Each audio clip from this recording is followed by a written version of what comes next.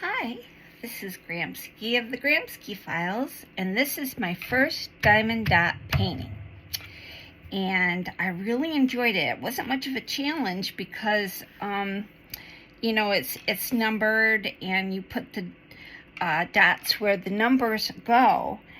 But the challenge was the fact that I did something new. So this is the, I want to show you how to complete a diamond dot painting, just in case you're unaware of how to do it. You get these glue holders, and I like to clean out the glue from them, the old glue, because then I can put in the fresh glue, which is these little glue pads that come with your kit. See? You just get some glue in there. If you want a long stream of glue, you also get it that way. And with a long stream of glue, you go like this to put rows in, which I really don't like to do. It's not relaxing to me. I just like to do one at a time. So, I have some missing colors in here that I'm going to finish with you and show you how it's done. I can't find my little container here. Oh, here it is, right in front of my face. All right. Well, the colors are all numbered. They're numbered down here, and I'm missing some, like some R's here, and I think there was an R through here that right there. So R is represented over here, and it's number 11. I don't know if you could see that.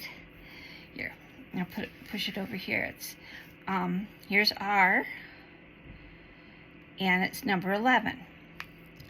So you go over to your little box and you get your number 11.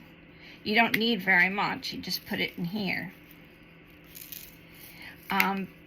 These little jars, or these little containers, are meant to keep the dots going up. Just put a few in and have it shake back and forth, and there'll be several face up that you pick with your glue holder. And it's easy as long as you have fresh glue. It gets pretty frustrating if your glue isn't fresh, because it's hard to pick up anything. And it's better if you empty out your little glue holder if you want to put in new glue. That works too. So I think I have all my R's. The thing is with this is I think that I have it all, and then I look back and go, nope, didn't get it all. So put the 11 back into the 11 box. It's nice that you have all these leftover drills, because it'll be nice to use them in my journals with regular glue. I'll just glue them on and decorate my pages. Okay, what do we need here? We need a G. Do we need any more? We need an X, a D. Thought I needed another D. Oh, K's. We need K's. K is 21. So I look in here, and I get out my little things, shake them around so they're facing up. Don't put too many in. And I put in some K's. K. Usually I work with a light right on this, but it won't, it'll be too glary if I do that with dark light. I'm not picking it up. Here, There's that one.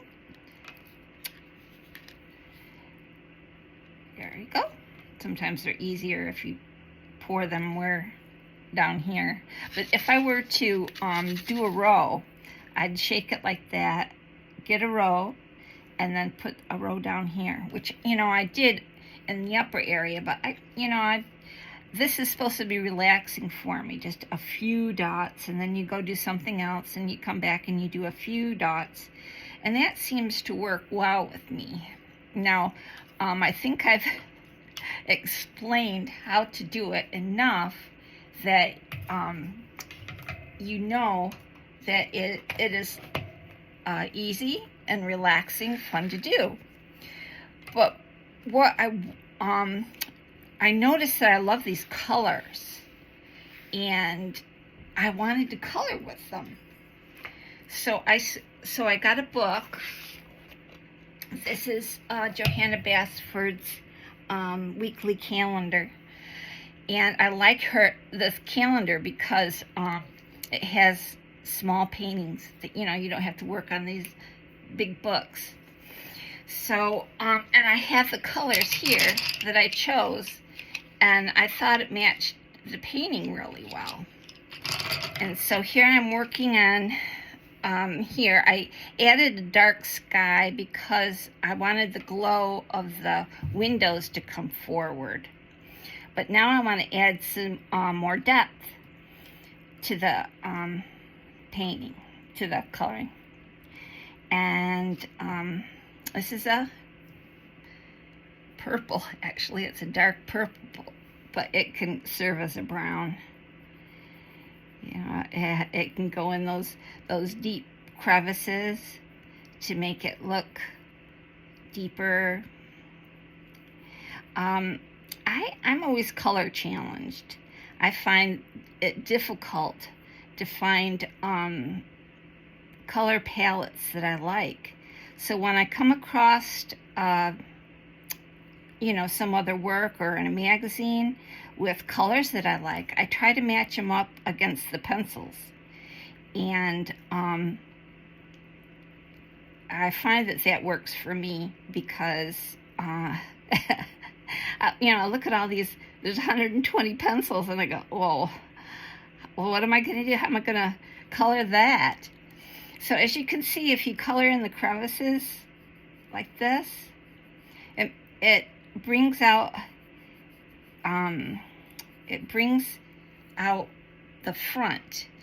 If you color in the background, the front comes forward. You know, you color a dark in the images, and the rock stands forward like that. But if you want more shading, you always have a light touch. I have a very hard time, you know, because I like to go in there with a heavy hand. You know, and just bring out the color. You know, you can either do little round circles like this, or you know, just don't do wide strokes, because it's hard to blend a hard long stroke. You know, it's easier to just, you know, make littler strokes. So there's my building, but now I want to deepen the colors so that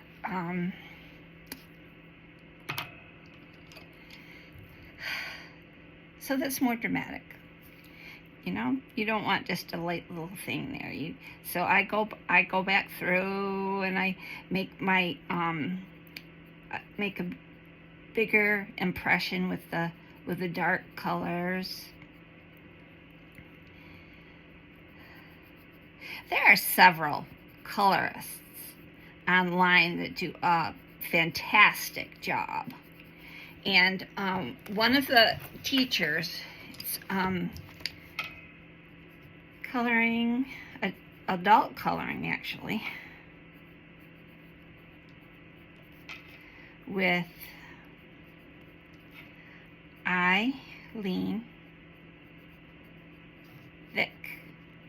She colors live every night, and she has a much better way of teaching coloring than I do. What I wanted to show you was that I get my colors from other works, so that I don't keep going to the same pink, blue, red, that sort of thing. I'm bringing out other colors that interest me.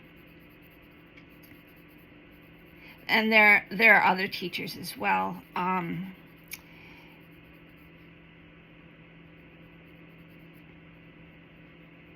trying to think of Pamela's Passion. I think that's one. Color with Claire. She's very good. And there are other ones. Well, of course, in 2020, when we were stuck at home, the people from, they had talents like this, wanted to be a help to those who were homebound, and so they would teach coloring and crafts and a lot of different things that helped you get through the lockdowns. And that's when I started coloring. I thought, what am I going to do? I just bored, staying home a lot.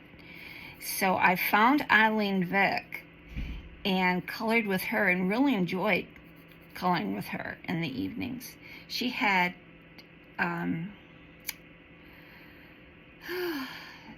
so many different types of coloring available to you. I mean, it wasn't just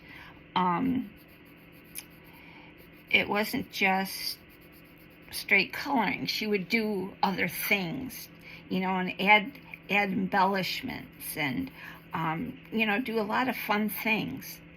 And I entered coloring contests and won a couple. And she has other people that come on her site. It's a YouTube channel, and she colors along with them. A lot of them are color book artists. She herself has come up with grayscale books that are very nice. And I'm not really fond of coloring grayscale. It's very good, and I will show you how. If you don't know, if you're totally new to shading, the grayscale actually shows you where the shading goes. It's very helpful. But I don't like to be told where the shading goes. I like to imagine it myself. So as it grows deeper, see, I'm coloring more underneath things and leaving the white because it's a nice highlight. I put yellow for the windows, and then I upped it a little bit on the bottom with orange, and then I took it a little further with a tiny bit of red on the bottom, unless I wanted to deepen the shadows. Now this rug here can be colorful. It's a welcome rug. I don't mind it if it's a colorful welcome rug.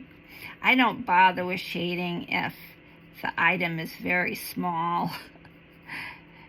Some people do. No matter how small the object is, they'll shade it, which is fine. To each his own. I'll make this the red dots.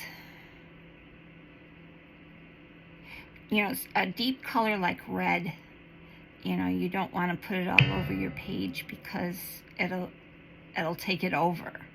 You want to keep with the subtle colors and just do bold accent colors, like even the doorknob, or color around a window.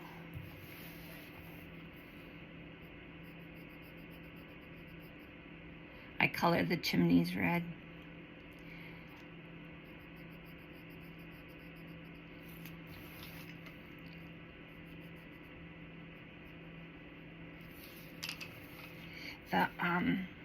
These are red, and I thought that you know, just an accent.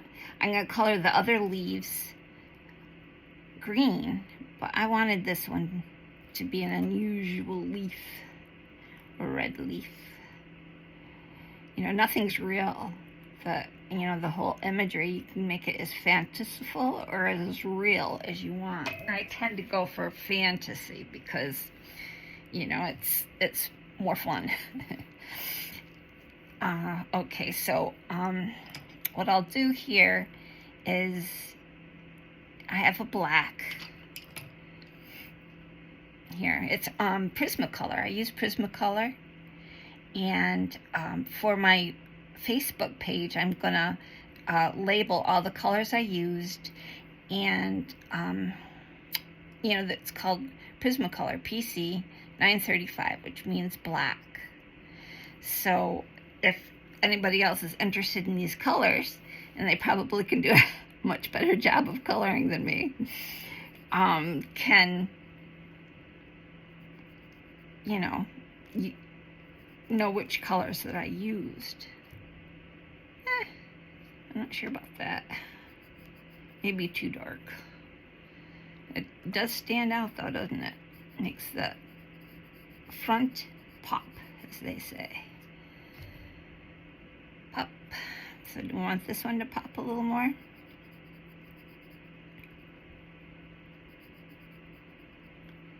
It's popping.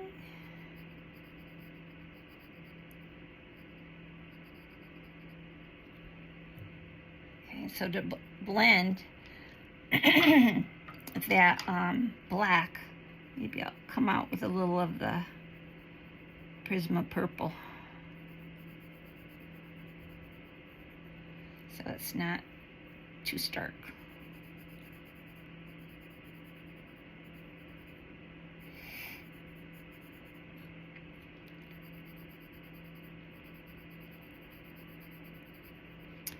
What I will do is color offline. I'll finish this coloring and I'll post it on my Gramski File Facebook page, so that we don't have to watch me do all this.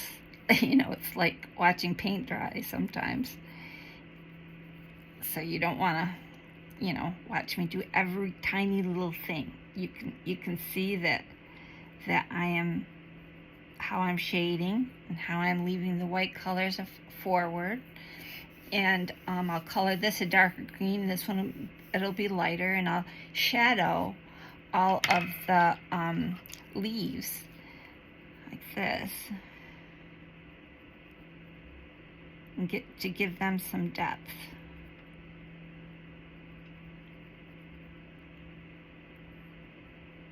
And if I want the corners to be just a little richer, I'll go back for my black or purple and just, you know, give it a little interest there.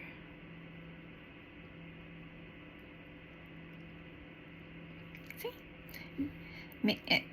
Aren't they more interesting than the plain ones? All right, that's enough coloring for today. We'll do some other coloring later on. You know, I think that painting, I'm better with painting and talking about the painting than I am about coloring with colored pencils, because I don't have all the lingo, you know, but you can watch me paint a painting. I have some paint by numbers because I'm a little rusty with painting, and I thought that painting by number will restore my confidence. So I'll do a little of that with you. Okay? All right. It's hard to let go, huh? Well, I'll paint the rest of it, or color the rest of it, and then put it up on my Facebook, the Gramski file. All right, I'll talk later. Bye.